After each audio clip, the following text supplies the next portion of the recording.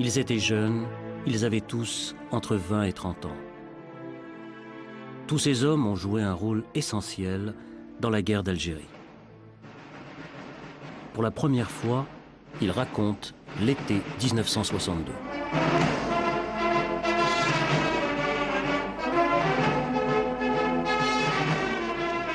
L'été 1962, les joies de l'indépendance et les luttes pour le pouvoir. L'indépendance aux deux visages.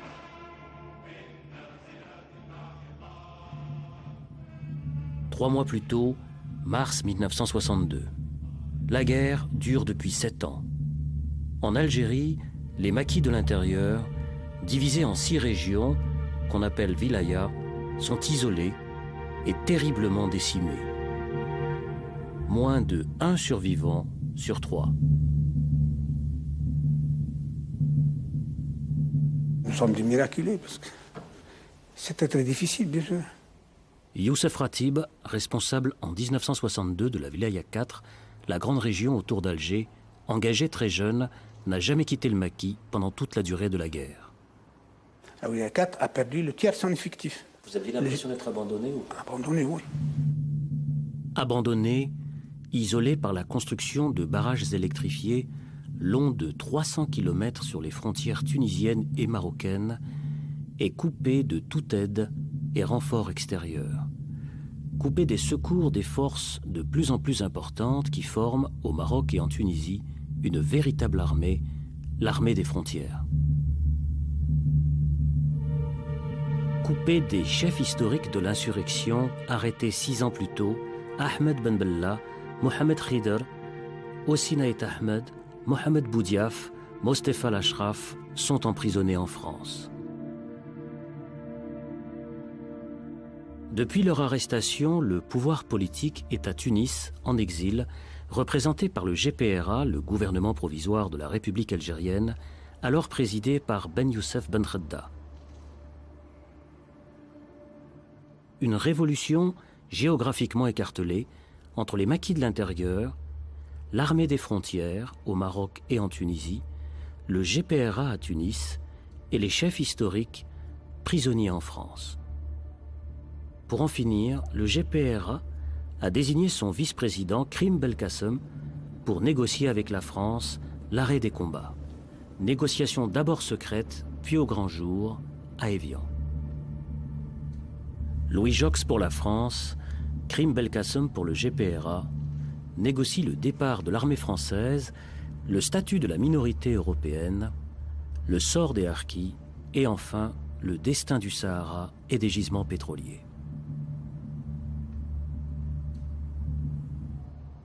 Pour nous, les négociations d'Évian, une bonne partie des négociations d'Évian, c'était un peu secret. Salah Boubnider dit Saout al-Ahrab, responsable de la Wilaya 2, nord constantinois, au maquis depuis 6 ans. C'est-à-dire, nous, on sait qu'il y a quelque chose qui vient. Mais officiellement, on n'a pas été informé. On a été informé une fois, tout est terminé. Les accords d'Évian n'étaient pas au courant. Comment on pouvait le savoir? Vous entendiez des rumeurs, vous aviez des fragments d'informations? Non, pour nous, l'information, c'était le poste radio. C'était ça uniquement. La radio, c'est-à-dire Europe numéro 1 ou Radio Luxembourg, sur les postes transistors des soldats français. On n'a plus de risques, parce qu'il fallait prendre des risques comme ça. On se rapprochait le plus possible d'un camp, d'un poste. Et le cessez-le-feu, vous l'apprenez comment? Cessez-le-feu à la radio également. Ou comment voulez-vous? C'est ça, les gens ne savent pas ces détails, mais c'était coupé. C'était extraordinaire, c'était l'ennemi qui nous informait. À travers la radio, à travers la presse. Nous étions informés. Le 18 mars 1962, après plus d'1 an de difficiles négociations, un accord est enfin conclu entre les deux parties. Parmi les négociateurs, côté algérien, Reda Malek. Pendant toutes ces négociations, qu'elles soient secrètes ou publiques, on ne s'est jamais touché la main. Avec les délégués français, oui. Jamais. Parce que nous étions en guerre. Le 18 mars, à 17h, Jox a fait une discours pour la coopération, la réconciliation entre les deux pays. Et c'est à ce moment-là qu'il s'est levé et qu'il a touché la main des délégués algériens. Et qu'il y a eu une photo qui a été prise. Parce que pendant toutes ces négociations, il n'y a jamais eu de photographe. Même public, ces négociations étaient connues, etc. Mais à l'intérieur, dans la table de négociation, il n'y a pas de photo. La seule photo qu'on a, c'est celle où on a serré la main de délégués français. Ici Évian, eh bien ça y est, la guerre est finie, la paix est signée à Évian. Il y a quelques minutes à peine, les hélicoptères ayant à leur bord les membres de la délégation algérienne sont repartis. La paix est signée. Combattants de l'ALN, aujourd'hui, le cessez-le-feu est proclamé.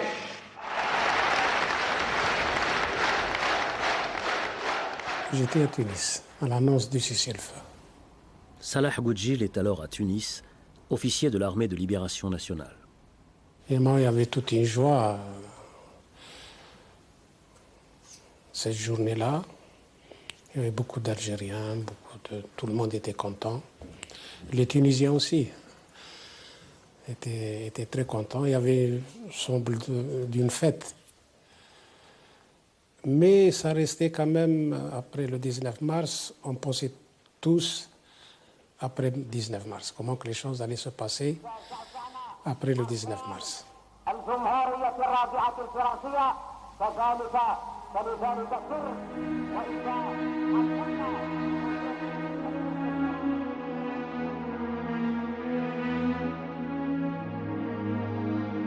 Après la signature des accords d'Évian, les frontières s'ouvrent. Des centaines de milliers de réfugiés, dont la plupart sont des paysans déplacés par la guerre, sont autorisés à revenir en Algérie.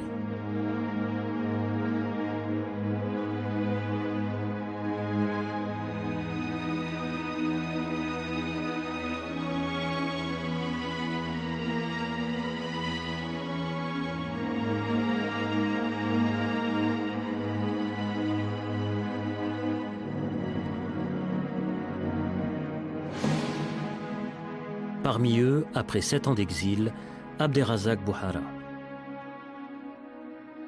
C'était le retour des réfugiés organisé conjointement par les Algériens et les Français. Il y avait des commissions mixtes. Et c'est dans ce passage que j'ai retrouvé donc ma mère après 7 années d'absence, qui était, quand elle a su que je venais de franchir la frontière, et avec le réseau du FLN, ils m'ont ramené sur la frontière du côté de Gambetta, bien entendu. Je le reconnais parce que on ne peut pas ne pas reconnaître sa mère, même après 7 ans d'absence. Mais il y avait avec ma mère mon jeune frère. Et je lui ai posé la question pour savoir qui était ce jeune homme qui était avec elle. Je ne l'avais pas reconnu. Pas reconnu.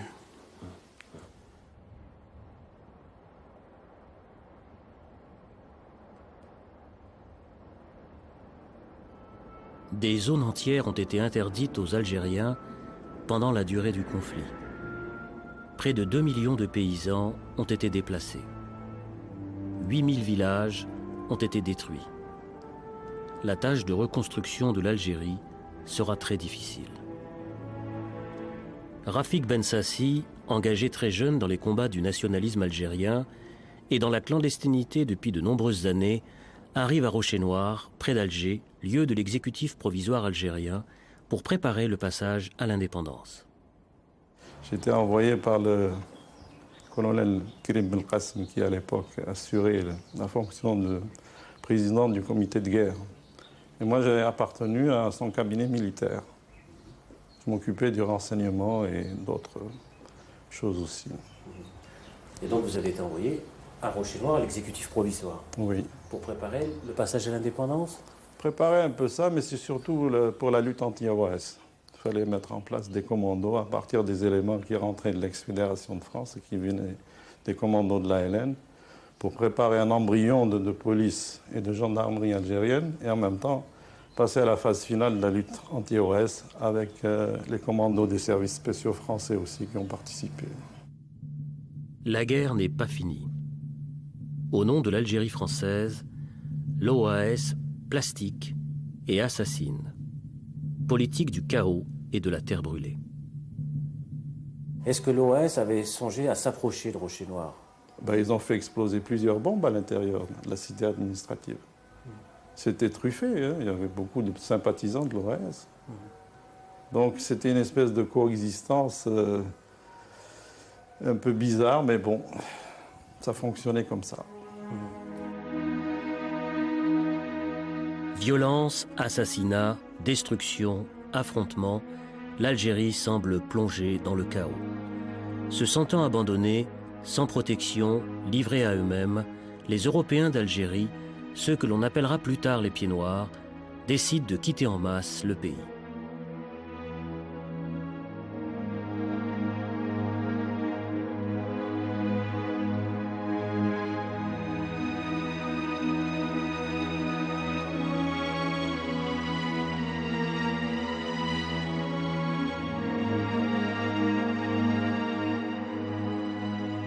C'était une vision, je ne peux pas dire acceptable, mais vraiment pénible. Toutes ces familles complètement abandonnées pratiquement, laissées à elles-mêmes, avec des enfants, des femmes. D'ailleurs, à ce propos, j'ai vécu un épisode qui m'a douloureusement marqué. C'est du côté de l'Harrach, l'ex-usine de carreaux, de carrelage ou de briques, une briqueterie, je crois. Un jour, un de mes amis, le chef de commando, m'a demandé de l'accompagner. Et puis, par hasard, il m'a dit, si tu veux voir, nous avons des prisonniers ici. Et quand je suis rentré là-bas, c'était l'horreur, quoi. Il y avait plusieurs dizaines de familles avec des femmes, des enfants. Ils étaient en règle générale kidnappés quand ils allaient sur la route de mise en marche. Ils étaient arrêtés par qui? Il y avait des désirs de vengeance, il y avait du gangstérisme, il y avait de la stupidité. C'était des Européens? Oui, pour la plupart, oui.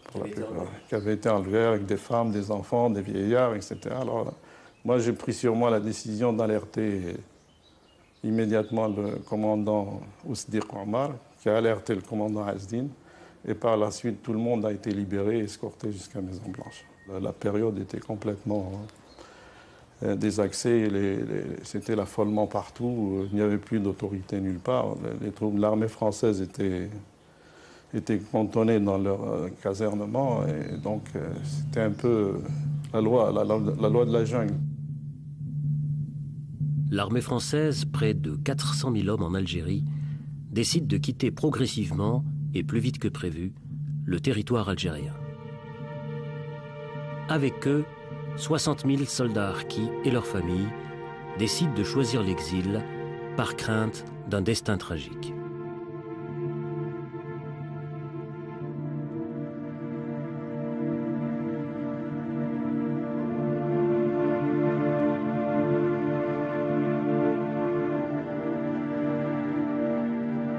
L'armée française, tout de même, c'était une armada qui était en Algérie. Dans les accords, on avait prévu qu'il fallait les ramener à 80 000 hommes au bout d'une année après l'autodétermination.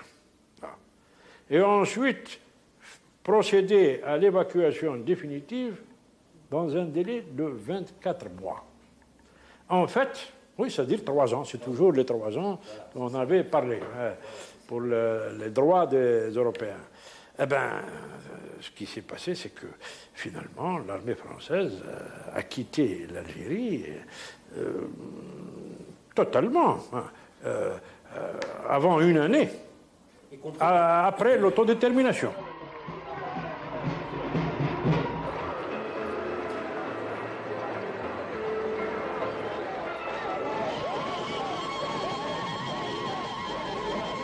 « 1er juillet 1962, en application des accords d'Évian, scrutin d'autodétermination. Les Algériens se prononcent massivement en faveur de l'indépendance de l'Algérie. Le 3 juillet, la France reconnaît officiellement l'indépendance de l'Algérie. Le 5 juillet, les premiers bataillons de l'ALN pénètrent dans Alger avec à leur tête Youssef Ratib. On est rentré à Alger avec 9 bataillons. Des vrais maquisards. Vous êtes rentré dans Alger? On est rentré à Alger, c'est là où il y a 4. Le premier à être rentré dans Alger. Pour l'histoire, hein, comme pour Paris disent que c'est le général Leclerc qui a, pour l'histoire, c'est la wilaya 4 qui a libéré Alger. On est rentré en force, et là, on a invité toutes les wilayas pour venir assister. Il y a eu la wilaya 3, la wilaya 2, la wilaya 3, et des gens de la wilaya 5 qui sont venus assister aux cérémonies. D'autres ne sont pas venus.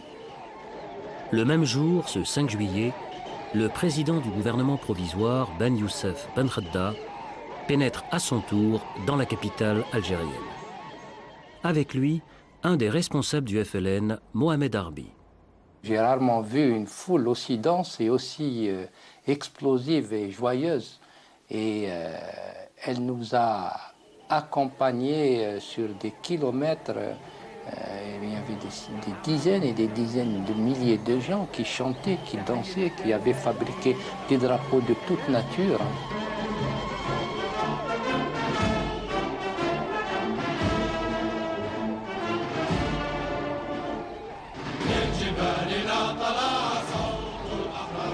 De retour également avec le GPRA, Hossein Ait Ahmed, leader historique de l'insurrection contre la France, est libéré depuis peu après 6 années d'emprisonnement. C'était un instant de bonheur et surtout de voir la joie, de voir le déferlement d'enthousiasme, les danses. C'était une atmosphère presque magico-métaphysique. C'était extraordinaire. C'est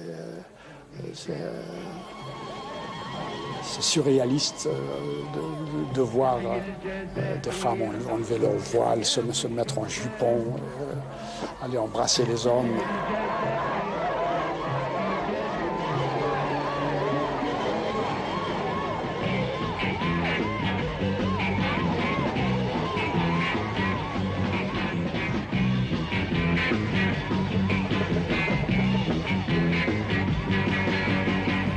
Le peuple d'Alger, le peuple de l'intérieur qui sont arrivés, ouais, le peuple de l'intérieur est arrivé ici, les gars un bataillon de la wilaya 2, un bataillon de la wilaya 3. Le peuple, pendant 3 jours, la fête, le 4e jour, Ben Khadda m'a dit qu'il faudrait que le peuple se mette au travail. Il a pris la parole. Au niveau de la wilaya, il a dit demain, il faut retrousser les manches, il faut aller travailler. Le lendemain, tout le monde s'est mis au travail. Ce capital-là, on aurait pu faire de ce capital quelque chose de merveilleux. L'indépendance, c'est une indépendance merveilleuse.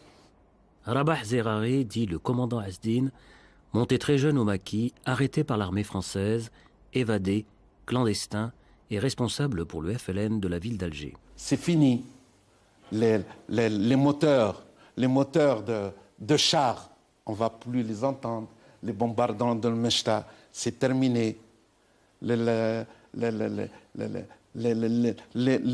morts terminés, qu'il fallait passer à une autre étape. Et là, à notre niveau, nous, responsables, on était inquiets. Inquiets, car ils savent qu'en fait, l'histoire va bientôt changer de sens. Inquiets, car pour eux, l'été 62, l'été de l'indépendance, c'est aussi celui de l'indépendance confisquée. C'est-à-dire la révolution a changé d'orientation. Et c'était un problème d'hommes. Parce que quand on veut tuer une révolution, il faut tuer les hommes qui ont fait la révolution. Une fois la tuer, la révolution tombe. C'est ce qu'ils ont fait, nos camarades. En 62, il faut liquider la haleine, hein, parce que c'est une armée populaire qui a défendu le peuple. Comme ça, et pendant le pouvoir, c'était pour le pouvoir. Au moment où se réalise leur rêve, l'indépendance de l'Algérie, les luttes pour le pouvoir s'exacerbent. Comment s'est jouée cette histoire, secrète, difficile et compliquée, qui va conduire à l'indépendance confisquée? Retour en arrière. 2 ans plus tôt, et retour sur les hommes, les 5 leaders historiques emprisonnés. Rabah Bitat, Ben Bella et Ahmed Boudiaf ne formaient pas, disons, un groupe homogène. Ils ont eu sans aucun doute, on le sait maintenant, des problèmes de cohabitation en prison qui ont joué autant que les divergences politiques. Et donc, on avait Boudiaf qui était allié à Krim, Aït Ahmed qui jouait la neutralité mais qui n'avait pas de force propre. Il y avait les gens du gouvernement qui étaient branchés sur les wilayas, c'est-à-dire Krim, Bentobel et Boussouf, mais il y avait également les politiques avec Ben Khadda, Yazid et Dahleb qui, eux, n'avaient pas de force propre. Divergence entre les chefs, divergence politique aussi entre le GPRA, le gouvernement provisoire de Ben Khadda à Tunis, qui conduit alors les négociations pour la paix, et l'état-major de l'armée des frontières en Tunisie. Cette armée, que dirige un état-major général sous les ordres du colonel Boumedienne, est forte de 60 000 hommes. Lourdement armée, fortement politisée, elle attend son heure. Cette armée est très opposée aux négociations de paix par peur d'en être exclue. C'est pendant les négociations. GPRA, gouvernement français, que la crise latente qui existait entre ce qu'on appelle les hauts commandements de l'armée aux frontières marocaines et aux frontières tunisiennes, c'est à ce moment-là que les militaires ont pris des initiatives politiques très, très fortes. Ils ont manifesté leur désaccord avant la signature des accords d'Évian. Et c'était pour nous un devoir de rappeler à l'ordre l'état-major. Donc nous avons écrit aux dirigeants militaires de leur dire c'est une erreur politique grave que d'avoir ouvert une crise au moment de la négociation. Et en même temps, nous avons écrit une lettre de soutien à Ben Khadda. Boumedienne, à cette époque-là, était contre toute négociation. Et il faut d'abord régler les problèmes internes de l'Algérie, les problèmes internes que nous sommes en train, qui empoisonnent notre existence, pour aller ensuite à ces négociations dans des conditions plus favorables. Abderrazak Bouhara, officier de l'ALN à la frontière algéro-tunisienne, où le colonel Boumedienne lui a confié le commandement d'un important bataillon. Il y avait l'idée suivante qui était répandue au sein des combattants. On se disait, il est possible qu'il y ait un accord aux dépens des combattants qui se trouvaient sur les frontières. Et c'est peut-être là une des raisons qui expliquent la grande solidarité qui existait entre les Moudjahidines sur les frontières et ce qu'on appelait les unités qui dépendaient de l'état-major général. Nous, ici, on savait tout ça. Le peuple commençait à entendre que ça n'allait pas entre le GPRA et le MG bien avant l'indépendance. Mais il continuait à espérer que ça allait se régler. Officier formé au Caire, fortement influencé par Nasser, le colonel Ouari Boumedienne n'est pas suffisamment connu dans la société algérienne. Il recherche des appuis politiques auprès des chefs historiques de l'insurrection algérienne, toujours emprisonnés en France. Ils avaient envoyé Bouteflika pour recruter un historique. Ils voulaient d'abord convaincre Boudiaf de les rejoindre, mais Boudiaf leur a dit qu'est-ce que c'est que cette initiative que vous prenez au moment des élections, vous divisez le pays, au moment où il fallait être sur une position de force dans la négociation. Il a été très dur à l'égard de l'état-major. Donc, out. Bouteflika a éliminé Boudiaf. Moi, il n'est pas question, en ce qui me concerne, il connaissait un peu mon point de vue idéologique, non pas mon caractère, mais mon point de vue idéologique, pas idéologique, politique. Et ils se sont rabattus sur Ben Bella. Engagé très jeune dans la lutte nationaliste, Ahmed Ben Bella est le plus connu des chefs historiques de l'insurrection.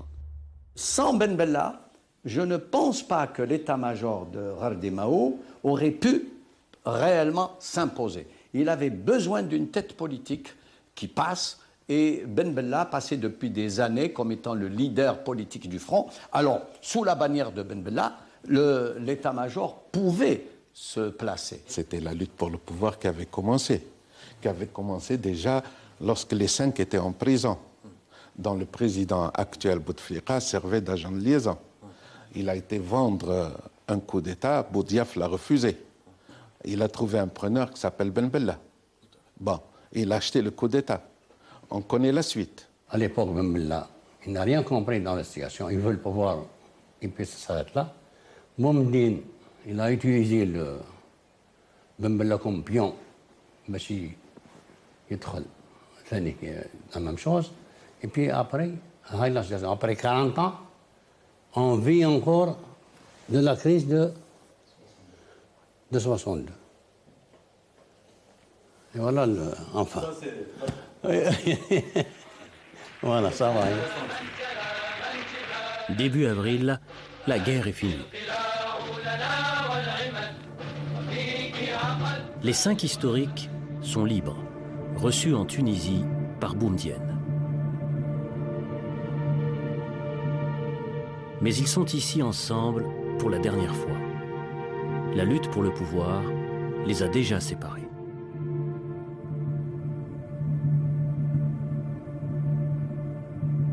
Vous savez, personnellement, j'ai fait des efforts pour que nous rentrions unis. J'ai profité de ma présence au Caire lors de la réunion du groupe de Casablanca, le groupe africain de Casablanca, pour aller voir Nasser, et avec l'autorisation du chef du gouvernement, et lui dire ceci: si jamais cette crise atteint l'Algérie, vous ne serez pas gagnant. Ben Bella ne sera gagnant. Personne ne sera gagnant. Si la digue se rompt, c'est l'atomisation. Donc, s'il vous plaît, faites quelque chose. Moi, je suis prêt à soutenir un remaniement possible du GPRA pour mettre à sa tête Ben Bella. Mais, de grâce, il faut intervenir parce que ce qui risque de se produire en Algérie, c'est du nihilisme, si jamais on dérive vers la guerre civile. L'acte suivant va se jouer loin d'Algérie, en Libye, à Tripoli exactement, où le GPRA convoque en mai l'ensemble des cadres nationalistes, ceux qui sont encore dans les maquis et ceux qui sont en France, au Maroc et en Tunisie. L'enjeu est important. Il s'agit à la fois d'adopter un programme de gouvernement et de ratifier les accords d'Évian. Nous, on était au maquis, on ne pouvait pas. Comment assister, comment... Et la preuve, on ne connaissait même pas les accords d'Évian eux-mêmes. Comment on pouvait le savoir? Vous n'aviez pas lu les accords d'Évian? Comment on pouvait le savoir? Moi, on était au maquis. Je rappelle que nous étions restés 2 membres du conseil de wilaya, c'est tout. Vivants. Donc moi je suis resté ici et l'autre membre est parti à Tunis pour avoir justement des informations plus détaillées. Nous n'avons pas été parce que nous étions ici à Alger à faire des choses beaucoup plus importantes et plus sérieuses. C'était la lutte contre l'OAS. Il ne faut pas oublier qu'à l'époque, il y avait une centaine de morts par jour. Nous aurions bien voulu, nous avons espéré, nous avons souhaité, nous avons désiré, nous l'avons écrit, qu'au lieu que ce congrès se fasse à Tripoli, qu'il se fasse à l'intérieur. Le premier congrès du FLN-ALN s'est fait un 20 août 1956 et à l'intérieur du pays. Oui, pourquoi le deuxième congrès, alors que nous sommes indépendants, ne se ferait pas à l'intérieur, avec les dirigeants cooptés, tels que moi, tels que Ami Salah et les autres, bien sûr qu'ils assistent, élargis aux cadres qui ont été formés par la Révolution. Personnellement, j'étais contre la réunion du Conseil national de la Révolution à Tripoli, parce que pour moi, ce qui était important, c'est d'envoyer tous les cadres disponibles à l'intérieur du pays. Il y avait la lutte contre l'OAS, et une fois en Algérie, créer les conditions pour une préparation démocratique du congrès du FLN. C'était ça ma vision. Je m'étais opposé, mais minoritaire. Malgré tout, le Conseil national de la révolution algérienne s'ouvre à Tripoli fin mai. Pourquoi Tripoli? Raison toujours inconnue aujourd'hui. Par sécurité et par crainte de l'OAS, aucune photo, aucune image n'a été prise de cet événement. Avec les accords de cessez-le-feu, le Conseil doit aussi adopter un programme de gouvernement. Nous, on a été à Tripoli, convoqués à Tripoli pour ratifier les accords d'Évian. Alors, quand ça a passé devant le Conseil de la Révolution, tout le monde a voté pour, à l'exception de 3 personnes. Boumdine, Nasser, colonel Nasser, ou Guy Slimane. Hein? Je ne sais pas exactement, alors ils ont voté contre. Quand on a dit pourquoi vous votez, parce que vous avez vendu l'Algérie à la France. Ah bon? Je dois dire en passant que la critique des accords d'Évian a été faite par les négociateurs eux-mêmes. Ben Yahya et moi, nous étions dans cette commission et nous avons donné les faiblesses et les concessions qu'on était amenés de faire parce que ce qui nous intéressait, c'était d'installer un gouvernement sur le sol national. Sur le fond, tout le monde était d'accord. Comment organiser un État, quelle est l'orientation économique, quelle est l'orientation sociale, tout le monde était d'accord sur le programme. Il a été voté à l'unanimité. Il a été voté à l'unanimité. C'est important de dire à l'unanimité parce que ce qui va suivre après. Ali Haroun, membre de la direction de la Fédération de France du FLN, témoin privilégié de ce moment. Si vous vous reportez à la presse ou aux déclarations des uns et des autres, on va vous dire les uns sont les vrais révolutionnaires, les autres sont les contre-révolutionnaires. C'est pas vrai. C'est pas vrai parce que la plateforme a été votée à l'unanimité. Donc c'est pas un conflit idéologique. Alors, on a adopté la plateforme. Et après l'adoption de la plateforme, de notes folkloriques, Ferhat Abbas-Kri, il dit ça, c'est du communisme mal digéré. Il a voté quand même. Et Mohamed Saïd, il a dit Heil Hitler. Lorsque le vote à l'unanimité a été proclamé, il a dit Heil Hitler. Donc, le vote a lieu à l'unanimité, et puis, à ce moment-là, il y a suspension de séance, et on dit, maintenant, nous allons entamer le deuxième point de l'ordre du jour, qui est la désignation de ce qu'on appelait l'idara en arabe, c'est-à-dire l'administration, c'est-à-dire le bureau, en fait le bureau politique. C'est au moment de la constitution du bureau politique qu'il y a eu un différend. C'est sur les hommes. Sur les hommes, voilà. L'ambiance étant surchauffée, des mots très regrettables ayant été prononcés par certains, et l'atmosphère chauffant de plus en plus, Omar Boudaoud dit « S'il vous plaît, silence, silence, je suspends la séance, on verra demain matin. » Et depuis, le CNRA ne s'est jamais retrouvé dans son intégralité. Donc, on n'a pas eu de vote, ce qui fait que nous sommes restés suspendus depuis. Il n'y a pas eu, sortant du CNRA de Tripoli, une direction qui était issue d'un vote où une majorité s'est prononcée régulièrement contre une minorité.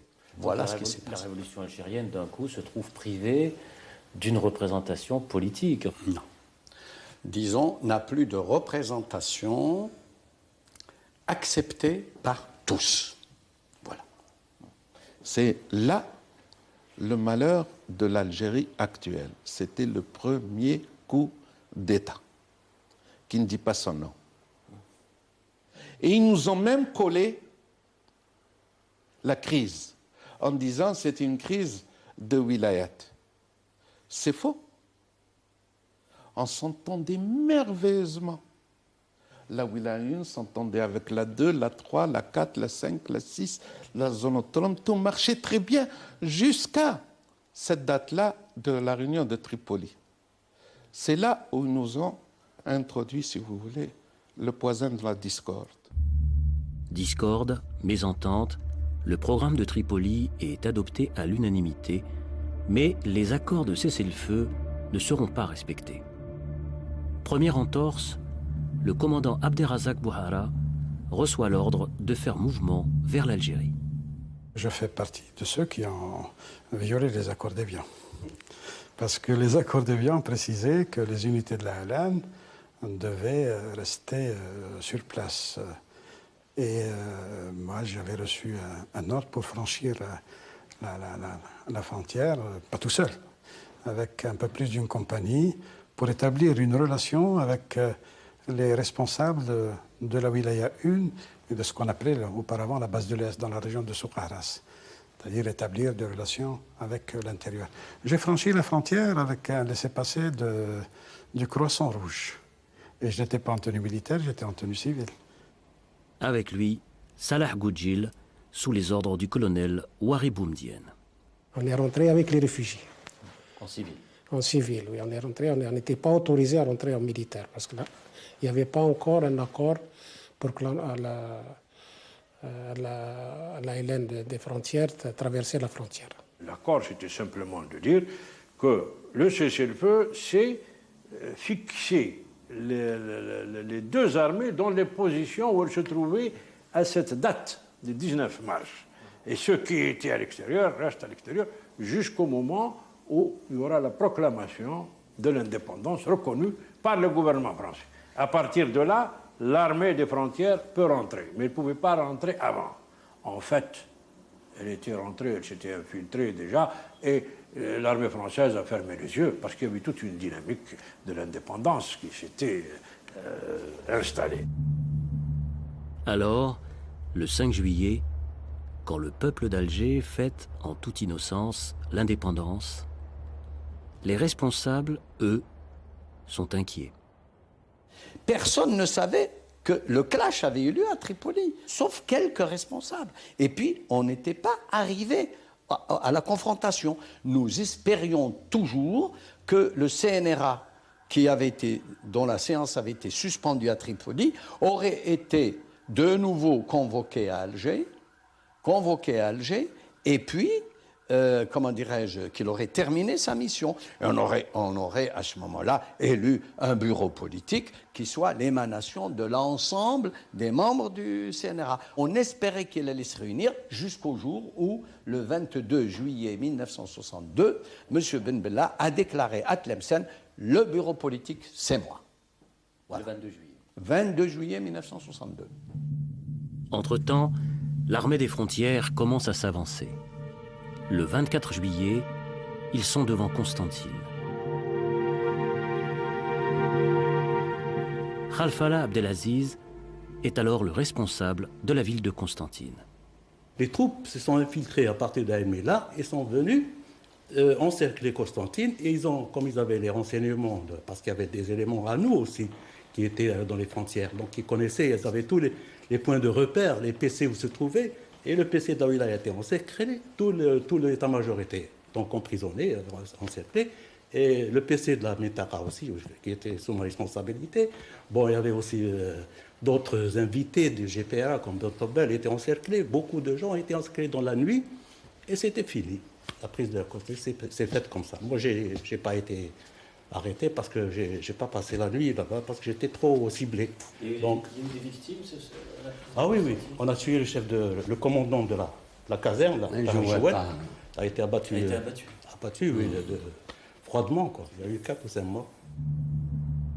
Certains responsables des maquis de l'intérieur, comme Salah Boubnider, tentent de s'opposer à ce coup de force, à cette avancée de l'armée des frontières. On a fait une réunion ensemble. Des responsables de wilaya. Des wilayas, voilà. Alors on a fait des réunions ensemble pendant 3-4 jours. On n'a pas trouvé une solution.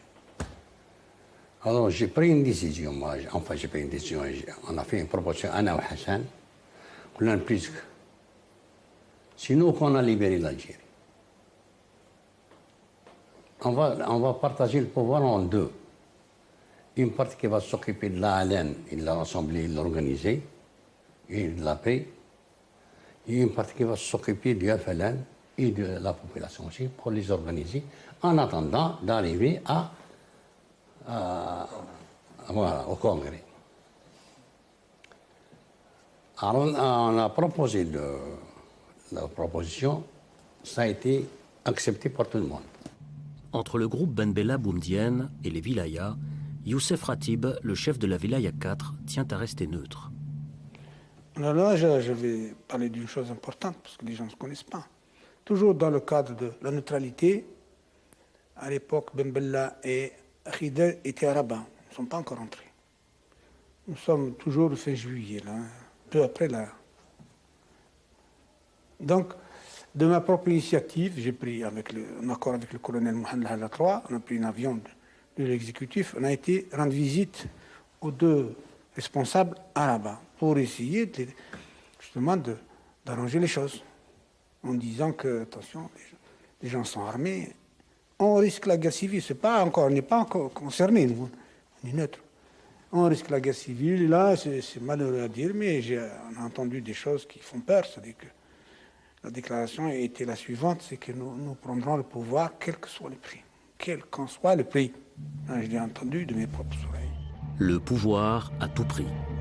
Ahmed Ben Bella pénètre dans Alger le 3 août, pratiquement sans opposition sérieuse.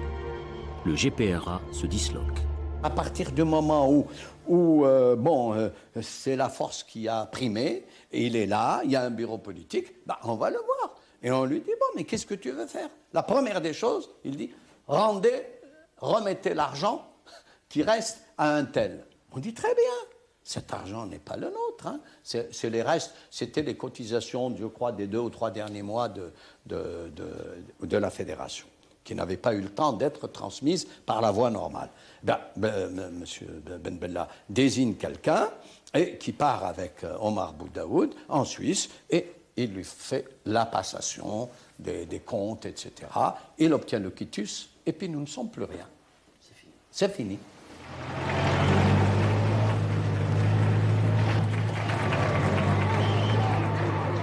Fin août, de manière inexorable, l'armée, dirigée par le colonel Boumedienne, avance vers Alger. Parallèlement à cela, les services de renseignement, qui étaient ce qu'on appelle la base d'Idouche, où il y avait des centaines d'universitaires qui travaillaient dans les laboratoires de la police politique, tous les agents de Boussouf sont rentrés par le désert sur Alger, de connivence avec l'armée. Donc c'est cet instrument, disons, politique dont disposait l'armée qui, en définitive, a facilité la prise d'Alger. Moi, je ne vous cache pas que, personnellement, moi, j'étais partagé. Il y avait tous les effets de cette politisation que nous avons eue du temps où nous étions sur la frontière, parce qu'il y avait des idées, il y avait une vision d'Algérie, on avançait déjà l'idée de la révolution populaire, les grandes transformations. Nous allions œuvrer pour transformer, pour changer radicalement la situation de la vie des paysans, des pauvres. C'est comme ça que nous concevions le socialisme. Donc, changer les choses, travailler pour les petites gens, essayer de payer une dette vis-à-vis des paysans qui nous ont hébergés, qui nous ont guidés. Ça, c'était... je pensais à ça, mais je pensais aussi à autre chose. Je me suis dit, moi, l'Algérie est indépendante, j'ai arrêté mes études. J'aimerais bien poursuivre mes études et j'aurais voulu, bien entendu, poursuivre mes études, mais le hasard en a décidé autrement.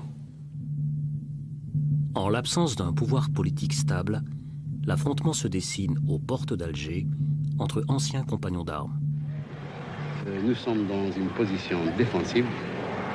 Voyez-vous, dans toute cette Casbah, nous avons 1830 hommes armés en uniforme, sans compter les 2000 civils armés également, qui occupent toutes les terrasses. La Casbah est entre nos mains.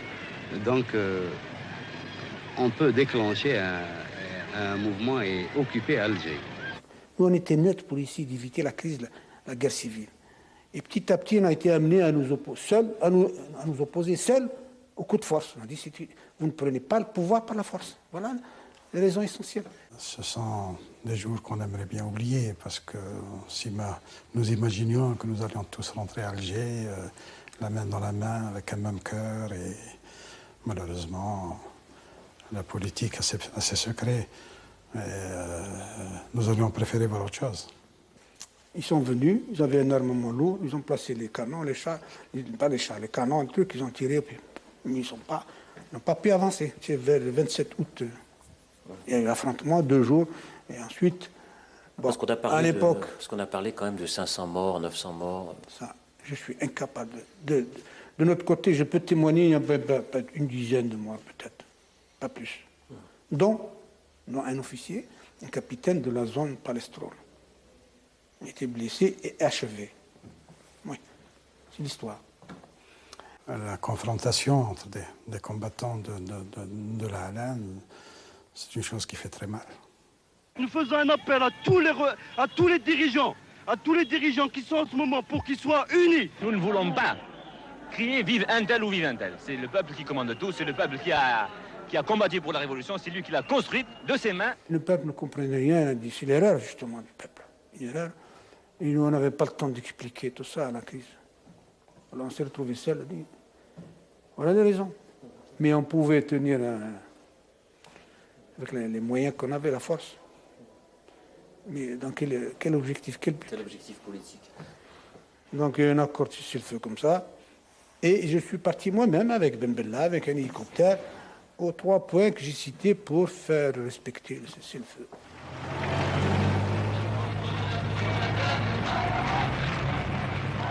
C'est fini.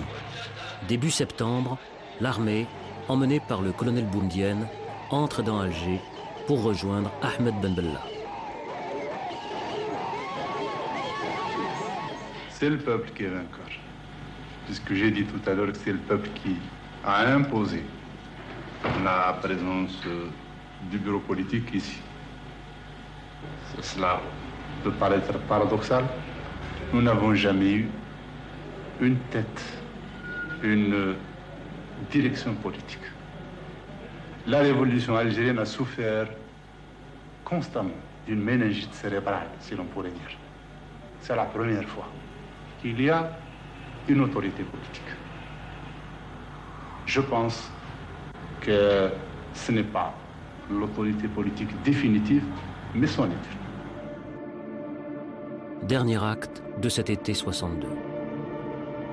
Fin septembre, une assemblée élue se réunit, présidée par le vieux leader nationaliste, Ferhat Abbas, pour établir la constitution du nouvel État. J'ai le privilège et l'honneur de présider en ce jour historique à l'ouverture des travaux de la première Assemblée nationale algérienne souveraine. J'ai été désigné au niveau de l'Assemblée comme membre de la sous-commission chargée de rédiger l'avant-projet de constitution. Nous nous sommes réunis pendant des semaines et des semaines. On nous demandait d'attendre. Et puis un beau jour, on nous dit réunion en plénière. En plénière, quand on se réunit, qu'est-ce qui s'était passé 2 ou 3 jours avant? Eh bien, dans un grand cinéma de la ville qui s'appelait le Majestic, qui s'appelle maintenant l'Atlas, on avait réuni tous les cadres du parti, on avait fait un projet de constitution, on l'a voté à main levée dans ce cinéma, et puis ensuite on est venu nous le proposer à l'Assemblée. La constitution a été faite dans un cinéma par des gens choisis sur le volet, comme on dit. Triés sur le volet. Triés sur le volet. Et puis, évidemment, chaque fois, ils essaient de respecter les formes. Ils l'ont imposé à l'Assemblée constituante. C'est là où le sens de l'honneur, chez certains hommes comme Ferhat Abbas et d'autres, ont démissionné. Vous savez, il y a chez nous, je ne sais pas le traduire en français, dans une déchra, il y a des gens qui partent sur des chevaux pour jouer l'air. La femme, elle a vu son fils partir. Quelque temps après, ils sont revenus lui dire « Oulid Ktah ». قالت له في ركبته راح مايل. C'est-à-dire, à son départ, il est parti déjà. L'indépendance était mal partie. C'est-à-dire la révolution a changé d'orientation.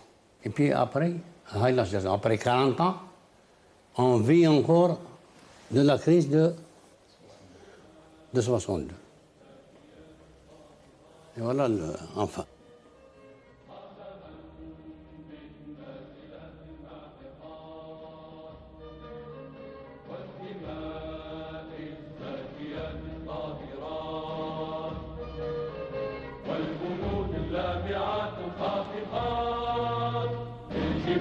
الشامخات الشاهقات نحن ثرنا فحياة أو ممات وعقدنا العزم أن تحيا الجزائر فاشهدوا فاشهدوا فاشهدوا